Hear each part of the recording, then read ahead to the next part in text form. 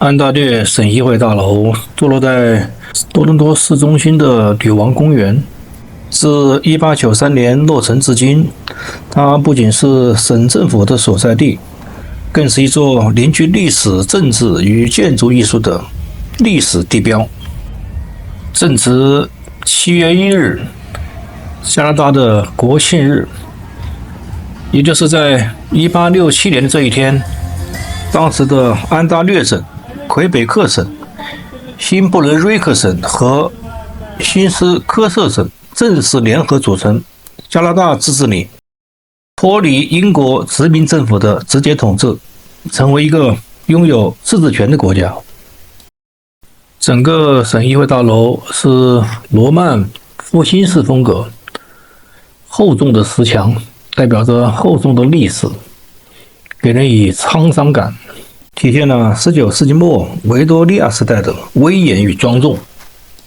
粉红色的砂岩在阳光下呈现柔和的玫瑰色，因此被称为粉红宫殿。这面墙上记录着每届议会的议长和议员的名字，每4年一换届，从1867年直到现在。省议会大楼当时的建筑成本高达125万加元，在当时是一笔巨额投资，反映了安大略省在工业化和城市化竞争中的雄心。它也是曾经的上加拿大和下加拿大合并后的加拿大省议会的所在地。直到1867年加拿大联邦成立后，成为安大略省的专属议会。不幸的是，在1909年的一场大火中，摧毁了整个大楼的西翼部分，导致最后的重建。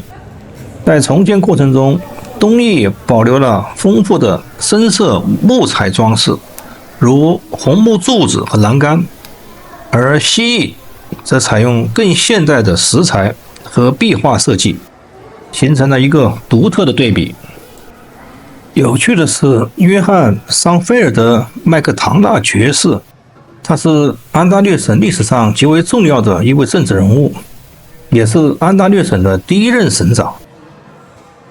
那么，当时他与加拿大联邦的缔造者、首任总理约翰 ·A· 麦克唐纳这2个人同姓但没有亲属关系，同名不同宗，在历史上经常造成混淆。因此，人们常称他为桑菲尔德·麦克唐纳和 A. 麦克唐纳以区别。不仅如此，这2位麦克唐纳，一个代表着安大略省，一个代表着联邦，在他们的职权范围内，为他们各自代表的利益而努力争取。这里就是省议会的议事厅。由于桑菲尔德·麦克唐纳他是坚定的省权主义者，主张省政府应有充分权力，不受联邦干预。他与联邦总理约翰 ·A· 麦克唐纳的中央集权观念多次冲突，被称为安大略反骨。这就是他曾经的坐席。看到了吗？这边就是省议会大楼的东翼，多是大理石石材结构。1909年的那场大火是一个经典的灾难转机遇的故事。大火起于北翼，迅速蔓延，摧毁了省议会大楼当时的部分建筑和珍贵档案。但在重建中，建筑师引入了新的艺术元素，例如各位艺术家的绘画。那么这些壁画描绘了安大略省的自然景观和历史事件，也增添了大楼的艺术魅力。这栋5层的建筑中间还有各种艺术展览和历史房间，游客可以通过导览了解省政府的运作。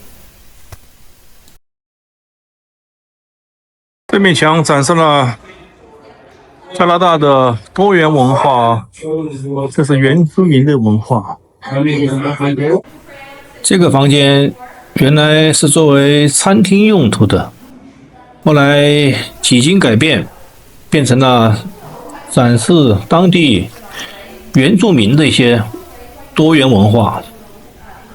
可以看到墙上挂满了原住民的一些创作。多元文化一直以来是加拿大推崇和宣传的，让各个民族保留自己传统的文化、传统的行为习惯，这本是件好事。但是一个好经也不能练歪了。比如你提倡黑命贵，难道白命就不贵了吗？你提倡伊斯兰命贵，那其他的教如犹太教命就不贵了吗？在加拿大的历史进程中，这座大楼曾多次成为政治变革的舞台。例如1937年安大略保守党与自由党之间的激烈选举就在这里宣布结果。二战期间，大楼也被用作部分的军事与行政协调中心。无论怎么说，历史就是历史，历史也不容篡改。文明与野蛮也要分辨清楚，文明就是文明，野蛮就是野蛮。文明的应该传承，野蛮的就应该废止。白人有着传统的文明历史，该继承的就是继承，该给荣誉就给荣誉。不要一味有种什么原罪感，一味的贬低自己，抬高其他种族，也是不必要的，更是不应该的。因为贬低你过去的文明，放弃你过去的文明，而使其野蛮，难道这不可笑吗？比如说零元购，你说它是文明还是野蛮？这不和当年的丛林社会随便抢夺有什么差别？没有当年麦克唐纳省长为保护安大略省的极力争取，那么联邦权力的无限放大，这跟集权国家又有什么差别？在省议会大楼的前后都有大片的绿草地，这就是著名的女王公园，也是北美地区第一个市政公园。公园里有许多雕像和纪念碑。除了第一任省长约翰·桑菲尔德·麦克唐纳，他被誉为安大略省的起点，创立了议会制度、教育制度、省政府的体制，以及维持充分的地方自治。还有一位是安大略的现代化之父，第6位省长詹姆斯·惠特尼，他倡导的让大家用得起电、教育普及、社会法治化的理念，深刻影响了安大略省的政治与社会结构。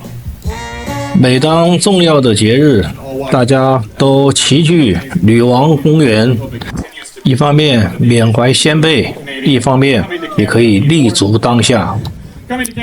漫步在女王公园的草坪上，不仅可以体会当年英国王室与宪政的一种象征，也可以在周边看到很多纪念碑，纪念着参加1战、2战的加拿大将士。当然也少不了各界安大略省议会的议员、省长们的贡献和努力。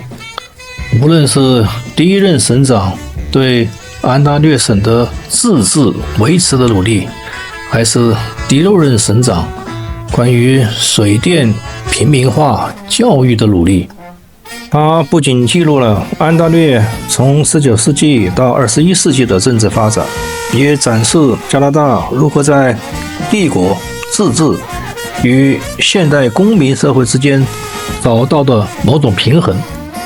没有小家，哪有大家？没有省市的自治权，哪有什么国家、联邦？小河满了，大河才有水。没有议员在高堂上的辩论，哪有普通人的民主与自由？只有普通老百姓财产私有化、财产的永久化，才能够安居乐业，共享加拿大的一片蓝天。让你能够听到我的心，什么时候也能把我想起。